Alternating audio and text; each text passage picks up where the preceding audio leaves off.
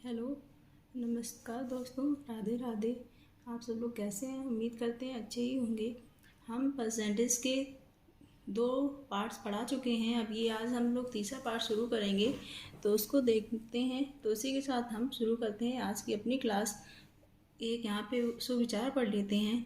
हर समस्या का हल और हर मेहनत का फल ज़रूर मिलता है। ऐसा नहीं है कि अगर कोई प्रॉब्लम्स है तो उसका सोल्यूशन नहीं होगा, ज़रूर सोल्यूशन होगा। अगर आप मेहनत करेंगे तो एक ना एक दिन उसका फल ज़रूर मिलेगा। तो इसी के साथ हम क्वेश्चन शुरू करते हैं और अपना पहला क्वेश्चन पढ़ लेते हैं। तो हमारा पहला क्वेश्चन क्या है? एक यदि एक घन का प्रत्येक सिरा 50% बढ़ा दिया जाए और उसकी सतह का क्षेत्रफल तो उसकी सतह का क्षेत्रफल कितने % बढ़ जाएगा? चूँकि एक घन आप लोग जानते ही हैं, घन एक ऐसी आकृति है जिसकी सभी भुजाएं आपस में कैसी होती हैं? बराबर होती है, और ये 3 डायमेंशन आकृति होती है। क्या किया गया, इसकी एक भुजा को बढ़ा दिया गया, तो उसके क्षेत्रफल में पूछा। तो घन का क्षेत्रफल क्या होता है आपको पता होना चाहिए, सतही क्षेत्रफल। तो आपको दिख भी रहा होगा कि सतह में क्या होता है, एक वर्ग की तरह होता है। तो सतह का क्षेत्रफल क्या होता है? A² एक सतह का। तो मतलब 50% बढ़ा दें, तो इसे हम सॉल्व कैसे करेंगे? बढ़ाएंगे तो क्या हो जाएगा? अगर सॉल्व करेंगे तो 50 दूनी 100 बढ़ रहा है, मतलब 2 से 3। जो क्षेत्रफल होता है वो हमारा A² चलता है, मतलब इसमें भुजा कितनी बार होती है? 2 बार। तो इसे एक बार ही तभी लिखा, 2 बार लिखना होगा। 2 से 3 ऐसे सॉल्व कर लेंगे। 2 दूनी 4, 3 त्रिका 9। अब ये कितना बढ़ गया? ये बढ़ गया 5। और किससे बढ़ गया? 4 से। 5 ही तो बढ़ा है ना। तो यहाँ पे सॉल्व कर लीजिए। अगर सॉल्व करते हैं तो यार सॉल्व कीजिए तो कितने बार जाएगा? 25। 25 का मल्टीपल तो 125% बढ़ जाएगा। ठीक है ना। Next number question number second देख लेते हैं। तो सेकेंड क्वेश्चन क्या है? यदि किसी वृत्त की त्रिज्या में 50% की वृद्धि कर दी जाए तो उसके क्षेत्रफल में कितनी वृद्धि होगी? तो आपको पता है एक वृत्त है, और जो वृत्त का क्षेत्रफल क्या होता है? वृत्त का क्षेत्रफल होता है πr²। बस आपको ये देखना है जो इसमें कॉन्सोनेंट है, ये तो ये तो फिक्स रहता है, ये चेंज होगा नहीं। आर कितनी बार है? 2, और ये हर एक वृत्त में अलग अलग होगी। तो आर को हमें देखना है, तो त्रिज्या ही है, कितनी बड़ी है? 50%। तो 50% का मान कितना होता है? बढ़ाना है, मतलब 1/2 होता है ना। तो बढ़ाएंगे तो 2 से 3। आर कितनी बार है? 2 बार। तो इसको हमें 2 बार ही लिखना होगा। तो ये कितना हो गया? 4। ये कितना हो गया? 9। तो यहाँ से हमें साफ साफ नज़र आ रहा है, 4 था 9 हो गया, कितना बढ़ गया? 5। किससे बढ़ गया? 4 से। तो सॉल्व कर लीजिए यहाँ पे। तो ये कितना आ गया? ये आ गया 125% बढ़ जाएगा। ठीक है ना। क्षेत्रफल क्या बढ़ जाएगा? जो क्षेत्रफल होगा वो बढ़ जाएगा। नेक्स्ट नंबर क्वेश्चन देख लेते हैं हम लोग। Question number third. Question third क्या है? यदि किसी वृत्त की परिधि को 50% कम कर दें, तो आपको पता होना चाहिए वृत्त की परिधि का सूत्र क्या होता है। तो वृत्त की जो परिधि होती है उसका फॉर्मूला होता है 2πr। अब आपको एक बात समझ में आ रही है, यहाँ पे त्रिज्या r एक ही बार है और उसकी परिधि में ही वृद्धि कम करवाया गया 50%। मतलब त्रिज्या में भी तो 50%, जब कौन एक बार r है मतलब एक ही बार कमी हुई होगी, मतलब त्रिज्या में चाहे कमी देते चाहे परिधि में, बात एक ही है। तो ये हम त्रिज्या, तो उसके क्षेत्रफल पर क्या प्रभाव पड़ेगा? तो वृत्त का क्षेत्रफल क्या होता है? तो वृत्त का क्षेत्रफल बराबर क्या होता है? वृत्त का क्षेत्रफल वो होता है πr²। मतलब r कितनी बार है इसमें? 2 बार। हमें 2 बार लिखना है बस, उससे मतलब है 50% कम करना है।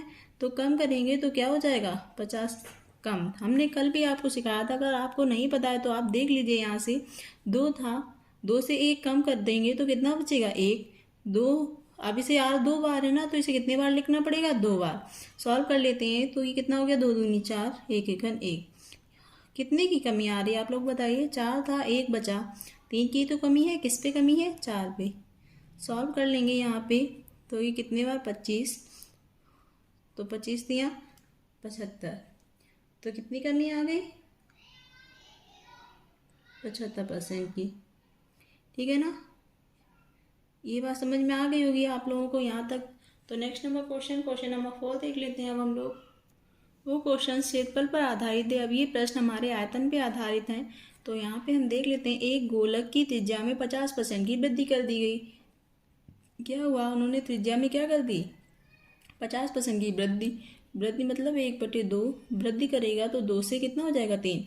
तो आयतन पर क्या प्रभाव पड़ेगा। अब आपको पता होना चाहिए, गोलक मतलब एक गोला, तो गोले का आयतन आपको पता होना चाहिए पहले ही कि गोले का आयतन होता क्या है। तो गोले का आयतन क्या होता है, तो गोले का आयतन होता है 4/3 पाई आर क्यूब। अब बस आपको इसमें ये देखना है कि आर कितनी बार है, 3 बार है ना, तो इसे आपको 3 बार लिख लेना है, जितनी बार हो उतनी बार। तो ये गुणा कर लेते हैं, 2 3 4 दूनी 8, इधर करेंगे तो 3 त्रिका 27, 8 था 27 हो गया, कितना बढ़ गया आप बताइए, बढ़ गया 19, किस में बढ़ा 8 में, और ये 100। सॉल्व कर लेंगे तो 4 से काट लीजिए तो 25, जब इसका इसमें गुणा करेंगे तो कितना आ जाएगा, इसको जब सॉल्व करके 19 गुणा 25/2 जब सॉल्व करके लाएंगे तो ये आएगा 237.5% की वृद्धि। यहाँ तक समझ में आ गया ना आप सभी को। अब हम नेक्स्ट नंबर क्वेश्चन नंबर 5 देख लेते हैं फटाफट। अगर आपको वीडियो ये पसंद आए तो लाइक और सब्सक्राइब जरूर कर दीजिए। तो क्या है, 5वां नंबर क्वेश्चन देख लेते हैं। यदि एक सिलेंडर की त्रिज्या 50% कम कर दी जाए और ऊंचाई 50% बढ़ा दी जाए तो आयतन पर क्या प्रभाव पड़ेगा। सिलेंडर मतलब जस्ट लाइक बेलन। तो आप सभी ने बेलन पढ़ा होगा, आप भी नई क्लास 8 की क्लास में भी ये क्वेश्चंस होते हैं। तो क्या कह रहा है कि बेलन की ऊंचाई और त्रिज्या में वृद्धि की गई। बेलन में ऊंचाई और त्रिज्या होती है, तो हमें पहले बेलन का आयतन पहले पता होना चाहिए, बेलन का आयतन। ये सारी छोटी छोटी चीज़ें हैं, ये आपको सूत्र सारे याद होने चाहिए। तो बेलन का आयतन क्या होता है, बेलन का आयतन होता है पाई r² h। अब आपको बस ये देखना है कि कौन कितनी बार है। सबसे पहले क्या किया उसने, त्रिज्या में कमी। तो त्रिज्या में 50% कमी मतलब नीचे साइन 2 कम करना है, तो 2 से 1। अब आर कितनी बार है, 2 बार। तो आर एक ही बार तो अभी हमने लिखी, तो 2 बार लिख लेंगे इसको।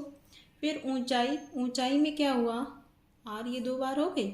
अब ऊंचाई में 50% बढ़ा दिया है उसने, तो बढ़ाएंगे तो कितना हो जाएगा, ये हो जाएगा 2 से 3। सॉल्व करेंगे तो ये कितना हो जाएगा 8, ये 3। अब आप बताइए, 8 था 3 रह गया, किसकी कितने की कमी हो गई, यहाँ से सीधे सीधे दिख रहा है 5 की, और किस में कमी हुई है 8 में। तो मल्टीप्लाई करके सॉल्व कर लेंगे तो ये 4 से काटेंगे, 4 दूनी 8, 25, 25 पंजे 125/2। जब इसके सॉल्व करके लाएंगे तो ये आ जाएगा 62.5% का लॉस। ठीक है ना, यहाँ तक समझ में आ गया आप सभी को। नेक्स्ट नंबर क्वेश्चन देख लेते हैं हम लोग, क्वेश्चन नंबर 6।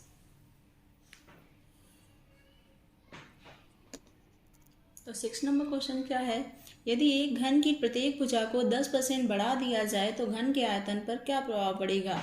घन अभी मैं आपको बता चुकी हूँ, घन क्या होता है, एक ऐसी आकृति जिसकी सभी भुजाएं, ऊंचाई लंबाई चौड़ाई सब कुछ आपस में बराबर होता है, और ये 3D फिगर होता है। अब उसने क्या किया, इसकी भुजा को बढ़ा दिया। तो घन की भुजा को कितना बढ़ाया उसने, 10% बढ़ा दिया। तो 10% कितना होता है, 1/10। बढ़ाना है तो पहले 10 था, 1 बढ़ गया 11 हो गया। अब इसका घन का आयतन, तो घन का आयतन जो होता है वो होता है a³ मतलब 3 बार। ये कितनी बार है इसमें, 3 बार। हमें भी यहाँ 3 बार लिखना होगा, तो ये लिख गया 3 बार। सॉल्व कर लो, इन तीनों का गुणा करेंगे कितना आएगा 1000। इन तीनों का गुणा कर लीजिए तो यहाँ आ जाएगा। अब आप लोग बताइए, आपको यहाँ साफ साफ नज़र आ रहा होगा कि कितना बढ़ गया, कितना बढ़ा हुआ नज़र आ रहा है, 3331 ना, और किस पे बढ़ा है 1000 पे, गुणा 100। सॉल्व कर लीजिए, यहाँ से 10 का भाग देंगे तो ये आ जाएगा 33.1% की बढ़ोतरी।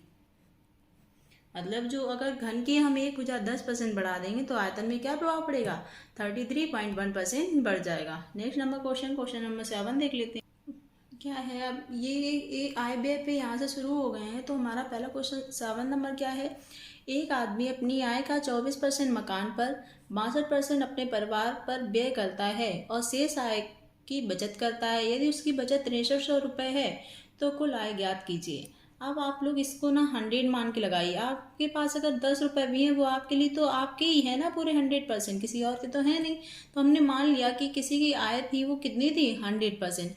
अब उसने क्या किया, 24% मकान पे, ठीक है, 62% उसने परिवार पर खर्च कर दिया।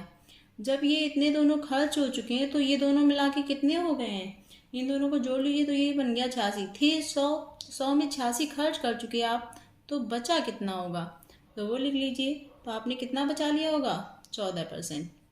मतलब ये आपकी बचत हो गई। तो इसके ऊपर आप लिख लीजिए ये हमारी क्या है, हमारे हिसाब से बचत 14% है और वो कह रहे 6300, मतलब 14% बराबर 6300। हमें क्या पूछा गया, कुल आय मतलब 100%। तो 1% बराबर क्या हो जाएगा, 6300 बटे 14। और हमें किसका मान चाहिए, हमें चाहिए 100%।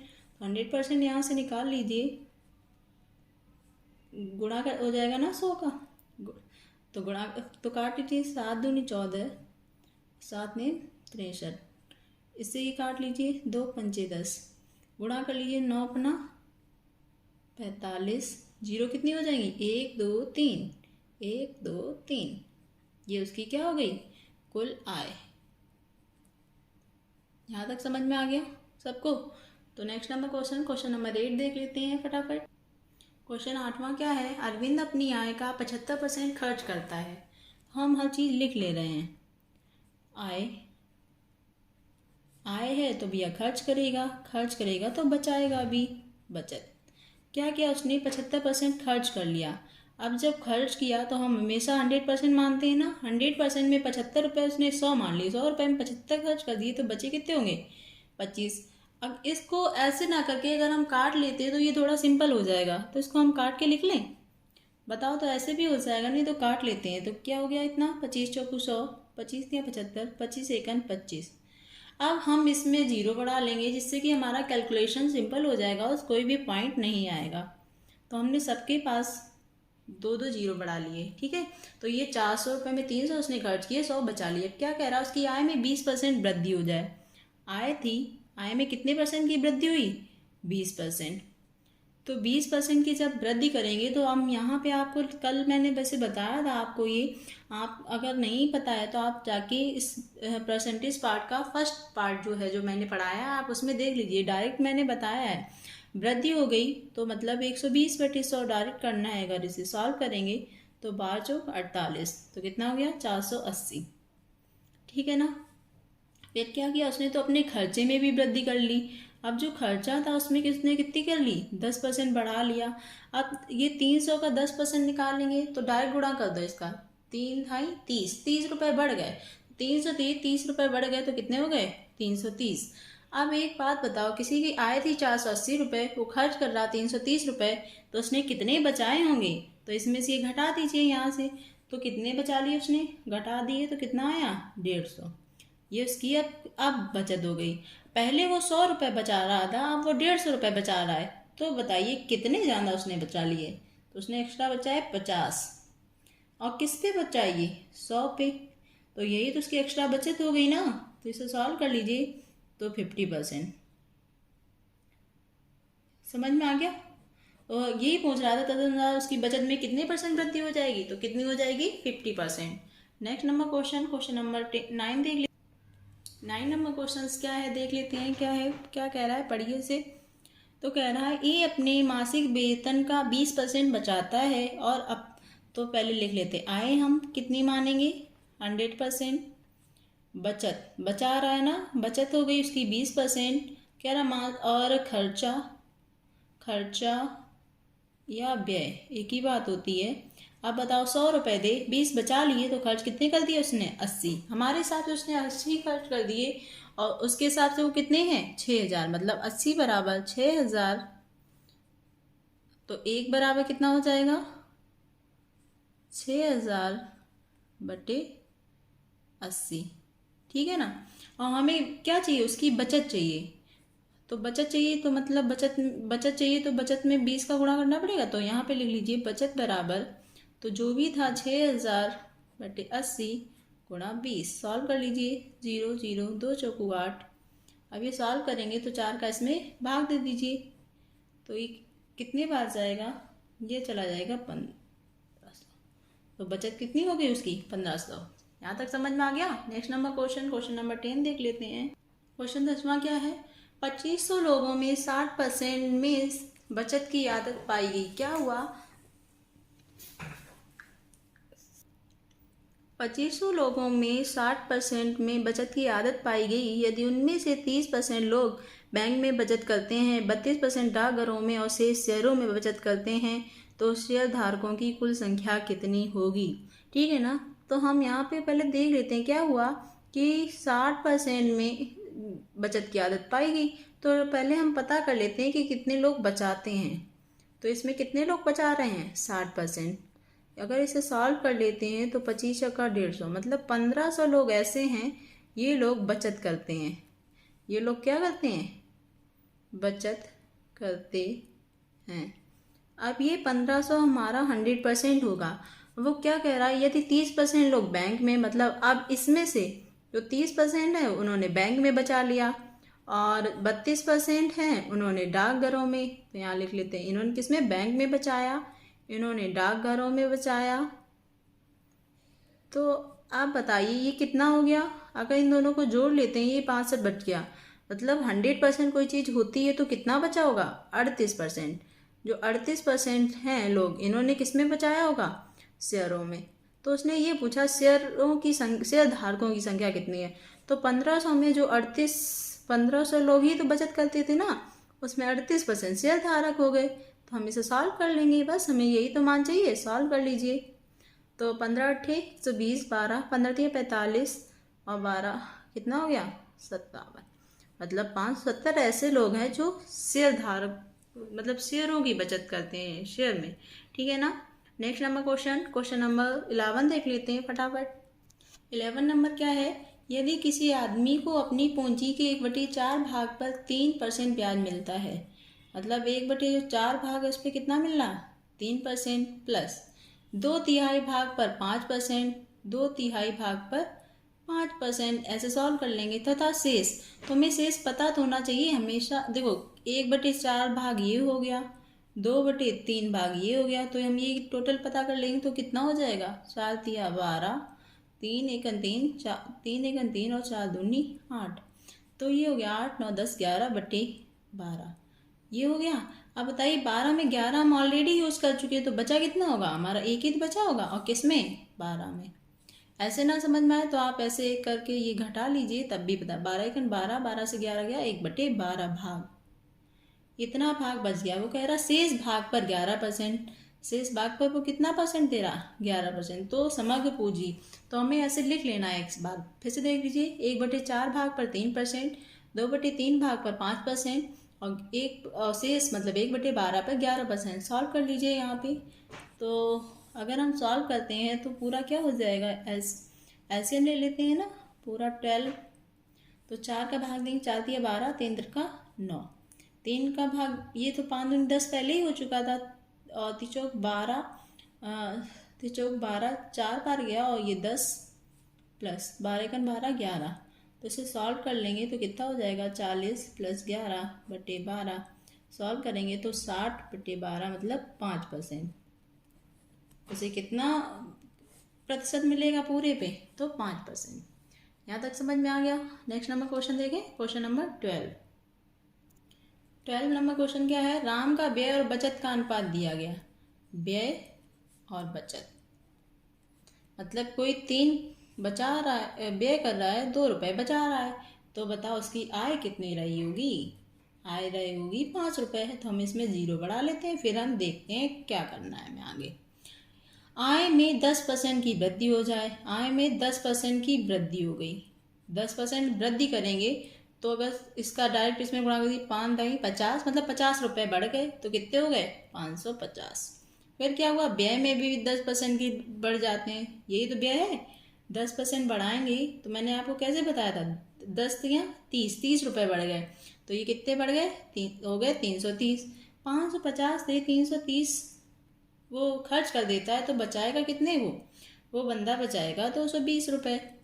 तो अब भैया पहले तुम 200 रुपये बचाते थे, अब 220 बचाने लग गए, तो कितने एक्स्ट्रा बचाए आपने? 20। और किस पे? 200 पे। तो इसे सॉल्व कर लेंगे हम लोग यहाँ पे। तो कितने परसेंट आपने एक्स्ट्रा बचा लिए? तो आपने बचा लिए 10%। ठीक है ना। नेक्स्ट नंबर क्वेश्चन नंबर 13 देख लेते हैं। अब हम नया टॉपिक शुरू करेंगे। इसमें है कुछ चुनाव से संबंधित कुछ क्वेश्चंस लिए हैं मैंने, तो वो देख लेते हैं। क्योंकि अभी मैं बेसिक पढ़ा रही हूँ तो इसमें सारी बेसिक इन्फॉर्मेशंस दी गई हैं। तो हम ये क्वेश्चन देख लेते हैं क्या है इसमें। क्वेश्चंस पढ़ते हैं। 13 नंबर, एक चुनाव में 2 उम्मीदवारों ने भाग लिया। कितने परसेंट थे? 2। उनमें से एक को 60% मिले। तो हमने हमेशा बोला है आप कुछ मत कीजिए, हमेशा 100 मानिए, ठीक है। उसमें एक को कितने मिल गए? 60%। अब 100 थे वोट, उसमें एक को 60% मिले, तो भाई आप बताइए दूसरे को कितने? 40% ही तो मिले होंगे। अब वो क्या कह रहा है, और वह 16 से मतों से जीत गया। आपको भी लग रहा होगा ये 2 पर्सन है, इसको 60 मिले, इसको 40 मिले, कौन? ये जीता है ना। कितने से जीता है आप बताइए। तो हमारे हिसाब से ये 20% से जीता है। तो 20% बराबर कितना दिया उसने? 1600। और क्या पूछा है? कुल मतों की संख्या। कुल मत है कितने? 100%। तो बताइए 20 से 100 बना कितने का गुणा किया आपने? 5 का। आप डायरेक्ट करना सीखिए, ऐसे हर बार काट काट के नहीं करना है। 20 पंचे 100, तो इधर भी कितने का गुणा कर दीजिए? 5 का। तो 16 पंचे 80। तो कुल मत कितने हो गए? 8000। तो आप चाहे यहाँ पे ये याद रखिए, ये हमारे क्या है? कुल मतों की संख्या, ठीक है ना। यहाँ तक समझ में आ गया। नेक्स्ट नंबर क्वेश्चन नंबर 14 देख लेते हैं। क्वेश्चन 14 क्या है? एक चुनाव में एक उम्मीदवार जिसे 84% मत प्राप्त हुए और वह 476 मतों के बहुमत से निर्वाचित हुआ, मतलब इतने वोट उसे ज़्यादा मिल गए। तो ये क्वेश्चन तो आप लोग खुद ही लगा लेंगे। मैं चाहती हूँ आप इसका आंसर मुझे कमेंट बॉक्स में दें, और ये क्वेश्चन मैं आपके लिए होमवर्क छोड़ती हूँ, क्योंकि ये ऊपर वाले की तरह है। तो आप ये घर से लगा के और इसका आंसर कमेंट बॉक्स में मुझे देंगे, ठीक है ना। नेक्स्ट नंबर क्वेश्चन देख लेते हैं हम लोग। Question number 15। स्क्रीनशॉट ले लीजिए, नहीं तो इसकी मैं PDF प्रोवाइड करा दूंगी।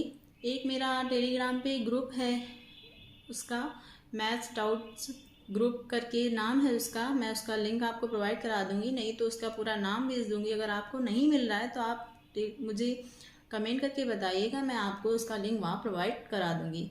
तो मैं क्वेश्चन 15 देखती हूँ। क्वेश्चन नंबर 15 क्या है? किसी चुनाव में 8% मतदाताओं ने अपने वोट नहीं डाले, ठीक है ना। 8%। और इस चुनाव में 2 ही प्रत्याशी थे, मतलब 100% हमने वोट माने। ये हमने क्या माने? कुल मत। अब क्या हुआ इसमें? 8% लोगों ने वोट डाला ही नहीं, मतलब इतने लोगों ने वोट नहीं डाले, तो हम इसको क्रॉस लगा दे रहे हैं। और जीतने वाले को कुल मत तो ये 100 ही है ना, इसमें 48 मिल गए, मतलब इसको मिल गए 48%, ये जो जीत गया। तो आप बताइए ये दोनों मिलके कितने हो चुके हैं? 56% तो यही वोट हो चुके हैं। तो जो 30 से दूसरा बंदा होगा उसको कितने वोट मिले होंगे? 44%। आप बताइए आप, ये तो खराब हुए थे। ये एक को मिल गए, ये दूसरे को। कौन जीता? ये 48%। जो जिसे ज़्यादा वोट मिलते हैं वो जीतता है। तो इसे 48% मिला, ये ज़्यादा मिले, ये 48 और ये 44, तो इसको मिले तो कितने ज़्यादा मिले? 4%।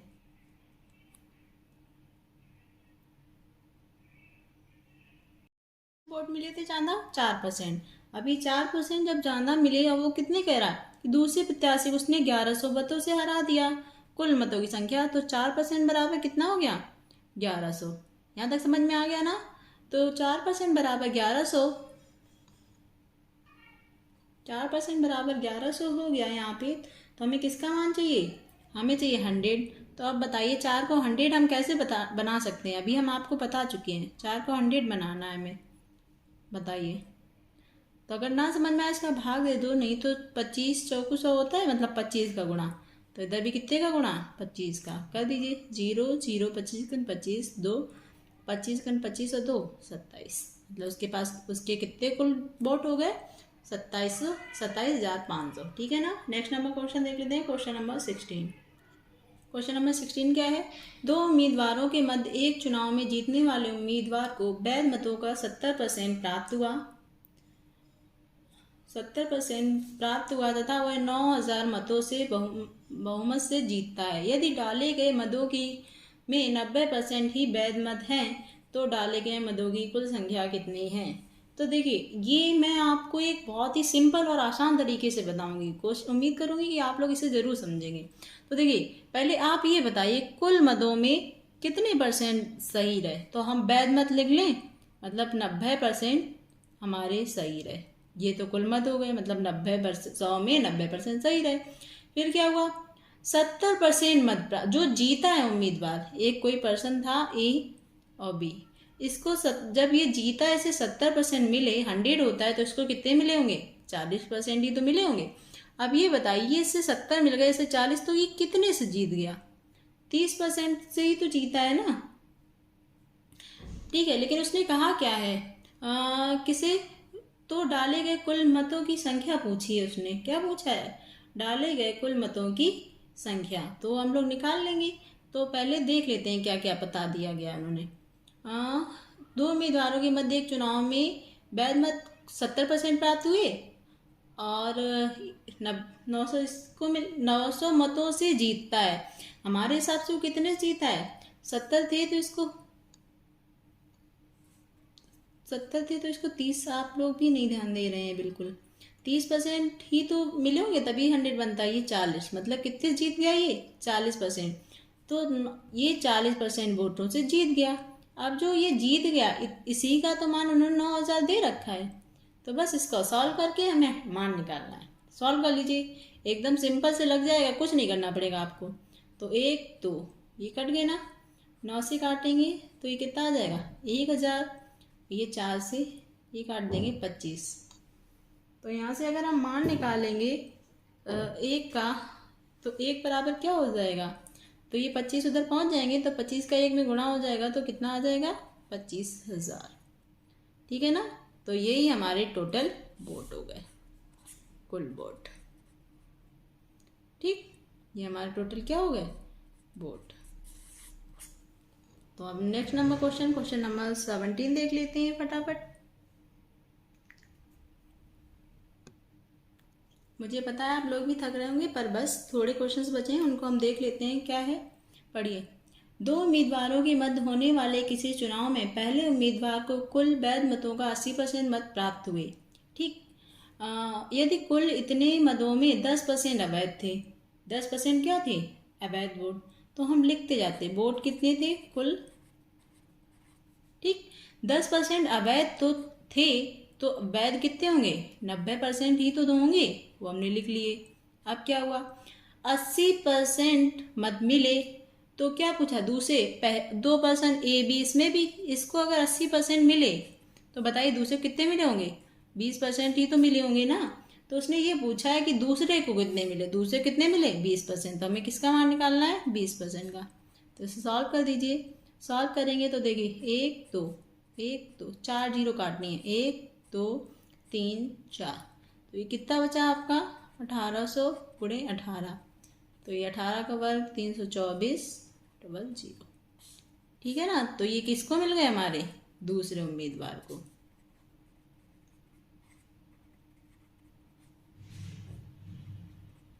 यहाँ तक समझ में आ गया ना। नेक्स्ट नंबर क्वेश्चन नंबर 18 देख लेते हैं। क्वेश्चन नंबर 18 क्या है, एक गांव की आबादी 20% प्रति वर्ष घट रही है।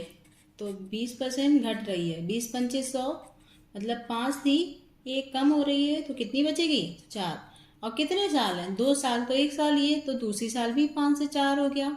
ठीक है, तो ये गुणा कर लेते, 25 और ये 4 चौको 16। क्या हो रहा है, यदि 2 वर्ष पूर्व, मतलब इसका मान दिया या इसका, 2 वर्ष पूर्व, पहले यही तो होगी, तो 2 वर्ष पूर्व कितनी थी, 10,000 थी, तो हमें किसका मान पूछा गया, 16 का। तो अगर सॉल्व करेंगे यहाँ से, चाहो तो यहाँ लिख लो, 25 बराबर 10,000, तो 1 बराबर 25 चौको 100, 400, हमें किसका मान चाहिए, 16 का। तो 16 चौको 6400। यहाँ तक समझ में आ गया। तो हमारी वर्तमान आबादी कितनी है, 6400। नेक्स्ट नंबर क्वेश्चन देख लेते हैं हम लोग।